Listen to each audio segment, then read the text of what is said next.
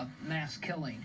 So with that in mind, that's what you do. You collect as much intelligence as you can. And when you believe you can make a move, you make it. And they obviously did around 5 a.m. Okay, Brad Garrett, thanks very much. I want to go back to Orlando right now. Lauren Lister back on the scene, the Pulse nightclub behind her. We're expecting to hear from police and other officials again at around 1:30, Lauren, but what can you tell us about the scene right now?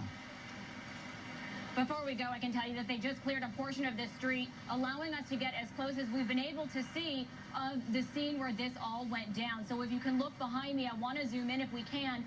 Beyond that auto tinting facility is Pulse nightclub. You can see the sign. You can see the black building with the black awning. That is where a fun night of Latin dancing last evening overnight turned into terror when that gunman opened fire around 2 a.m. You can see the scene is still filled with some emergency response vehicles, still a number of police and fire trucks in this area.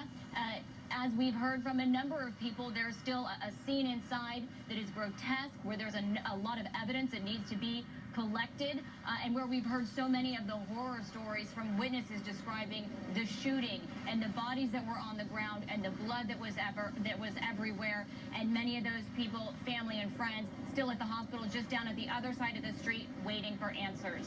George. And Lauren, remind us, you know, we know that this is a gay nightclub in Orlando. Was it very, very well known as a gay nightclub, so well known in the community?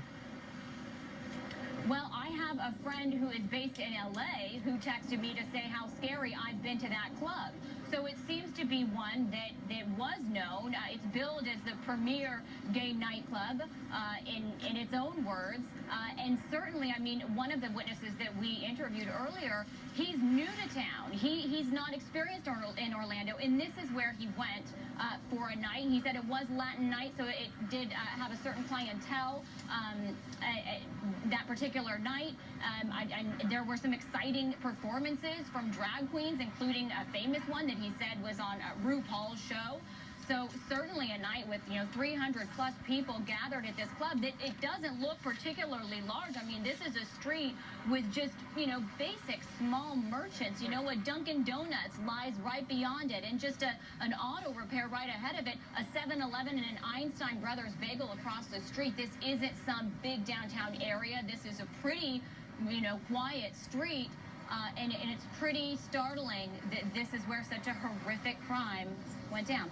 An ordinary crime, a night of fun turning into a nightmare. Lauren Lister, thanks very much. And Jen Ashton, as you pointed out, people are going to be dealing with this trauma throughout that community for a long time. No question. Both the first responders, in terms of what they saw and what they had to do, not only the physical and surgical trauma, but the emotional and psychological trauma, which, by the way, George, I think many mental health experts would agree, extend to everyone who's watching the media coverage of this. We are all experiencing a certain degree of psychological trauma. Okay, Jen Ashton, thanks very much. We're gonna wrap up right now. We're gonna have a special comeback with a special 2020 tonight at 10 on this carnage. Again, to recap, 50 dead, 53 injured in the worst shooting in American history in Orlando overnight.